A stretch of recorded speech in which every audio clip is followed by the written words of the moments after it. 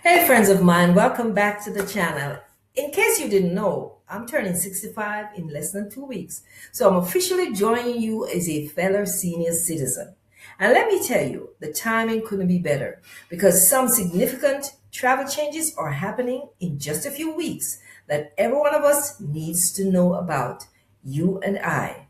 If you've got travel on your mind in 2026, whether it's planning to visit grandkids in London, a dream trip to Italy, or even just flying to Florida for the winter, what I'm about to share could save you from some serious headaches and unexpected cost.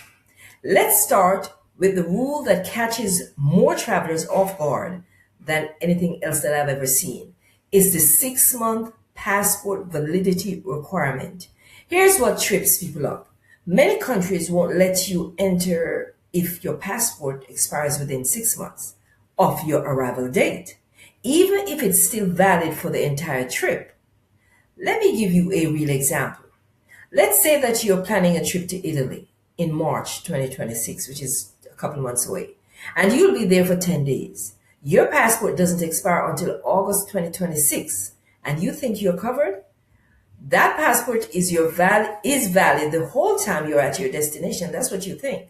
But here's the problem. Italy requires your passport to be valid for 6 months after you've entered the country. When you arrive at the airport in March, your passport only has 5 months left.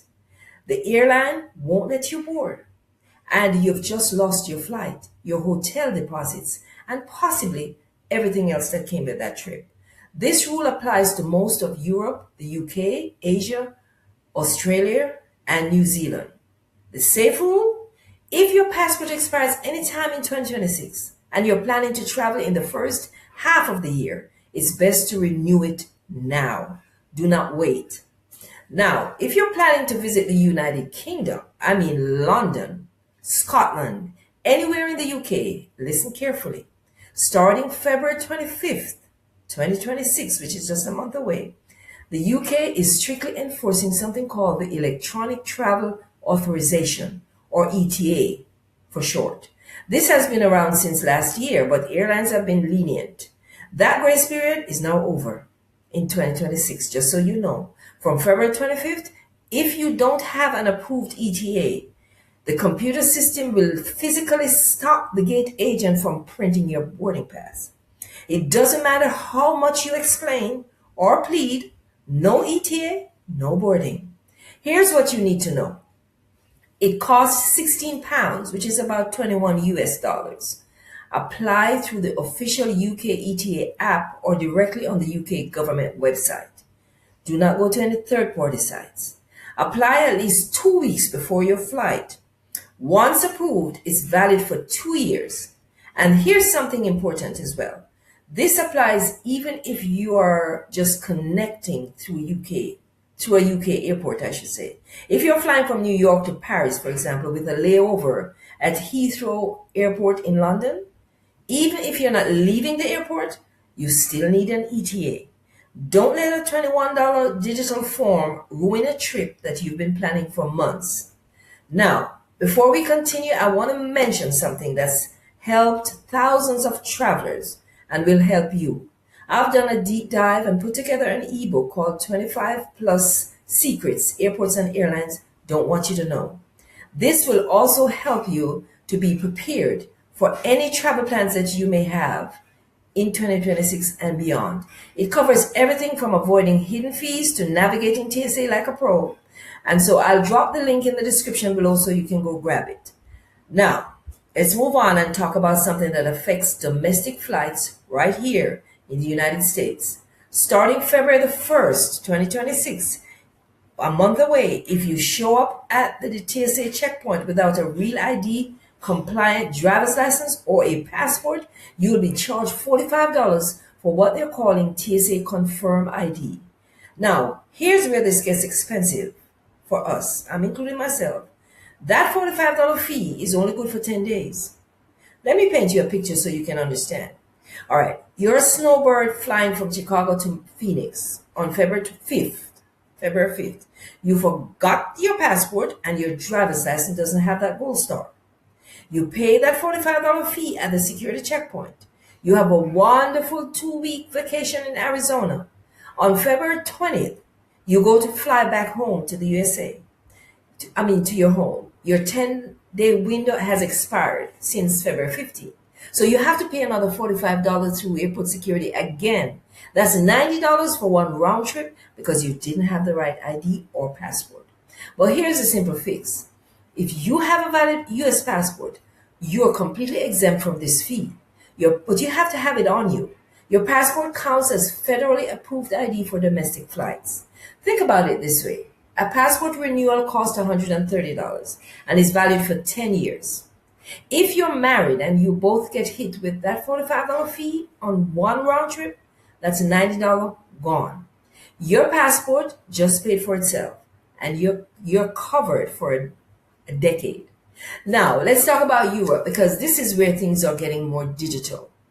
The Entry-Exit System, or EES, started rolling out in October 2025 and should be fully operational by April 2026. This means passport stamps are gone. Instead, when you arrive in Europe, you're going to go to a kiosk, scan your face using a camera, provide fingerprints on a digital scanner. I know this technology can feel intimidating, especially if you have arthritis or vision issues. My advice, take your time. Press firmly and don't let people rush you. There'll be a staff nearby if you need help. Just call on them. Yes, you have to ask. The important thing is this system automatically tracks your time in Europe. The old days of fuzzy dates are over. If you overstay by even 1 day, 91 days instead of 90 days, the computer is going to flag you instantly. I hope you got that. Let that sink in. Now, about ETIAS, the European Travel Information and Authorization System. There's been a lot of confusion and misinformation out there about this. But here's the truth. ETIAS is expected to launch in the last quarter of 2026, likely about October or later. You do not need it for travel in January, February, or March of 2026. When it does launch, though, it costs £7. But just so you know, it's waived if you're over 70 years old. It's valid for 3 years, and you can apply online through the official EU website only. Don't fall for scam websites charging you fees. When the time comes, use the official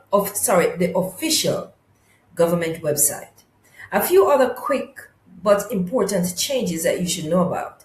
If you're planning a cruise to South America or a trip to Rio, Brazil now requires an e-visa for US citizens. This changed in April 2025 and is catching a lot of people by surprise. It costs about $80 and takes 5 to 10 business days to process. If you're on a cruise and you don't have it, they won't let you board. Just remember that and know that. Now, about passport photos. Starting this month, January 2026, the US is strictly enforcing rules against AI edited photos. No beauty mode, no portrait mode, no filters. If your photo has any digital enhancement, your application will be rejected immediately. For online passport renewal, the good news is the State Department's online renewal system is expanding in 2026. If you qualify, you can renew from your kitchen table. No post office trip anymore. None of that is required. But this only works for standard renewals. Not if your passport has been expired more than 5 years. You cannot go through the online system. So here's what I want you to do today so you don't get overwhelmed. Check your passport expiration date right now, after you finish watching this video, of course.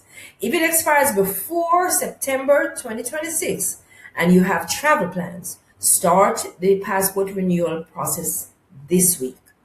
Remember that. Count your blank pages in your passport. If you're down to 1 or 2 pages and you have multiple international trips planned, renew your passport now. Do not wait. If you're traveling to the UK after February 25th, make sure you download the UK ETA app this week and apply at least 2 weeks before you take that flight. Check your driver's license. Does it have that gold star at the top right hand corner?